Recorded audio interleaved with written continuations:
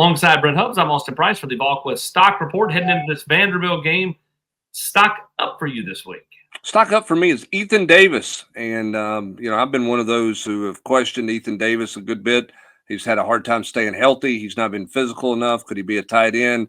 He got his first start and performed extremely well at Florida. And he can do a lot of things athletically that Tennessee has not had in their offense when he puts it all together. And really, he's put it all together since right at the end of the first half against Kentucky. He's played well since he's come back from injury.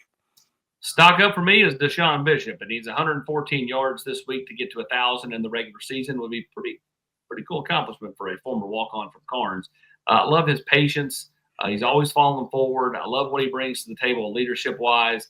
Just looking at the smile on his face there, but looking at the smile on his face when the team was singing the alma mater and singing Rocky Top on the field Saturday, you could just tell he's kind of soaking it up and soaking it in. Stock down for me, I'm going Max Gilbert.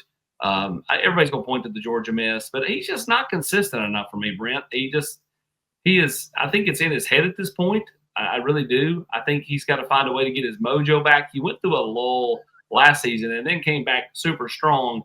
This year, he's just not had the consistency that he had the back part of last year.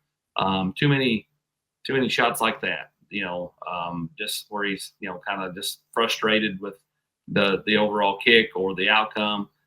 So for me, stock down, Max Gilbert. Stock down for you. For me, it's the wheel route. As you always say, it's open, and it was open against Florida. Florida bookended the game with Tennessee having 2 busts on the wheel route. The first one they got away with because of the holding penalty. The second one was a touchdown.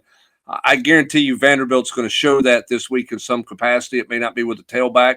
It might be with Eli Stowers coming out of the H-back position. But Tennessee better be ready for that route because having shown that they've given it up twice last week, Vanderbilt's going to test that when Tennessee's got to communicate that and play it better.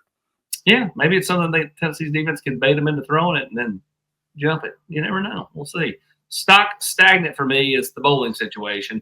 Where are they going to go bowling? A lot to be determined by this game this weekend, whether Tennessee wins or loses, and then by other games, right? I mean, if you have certain teams lose that fall out of the playoffs and all of a sudden they fall down into some of those Florida bowls, that could affect Tennessee. Ultimately, if Tennessee wins on Saturday, that's the biggest indicator of they're likely going to end up in likely Tampa or maybe Jacksonville.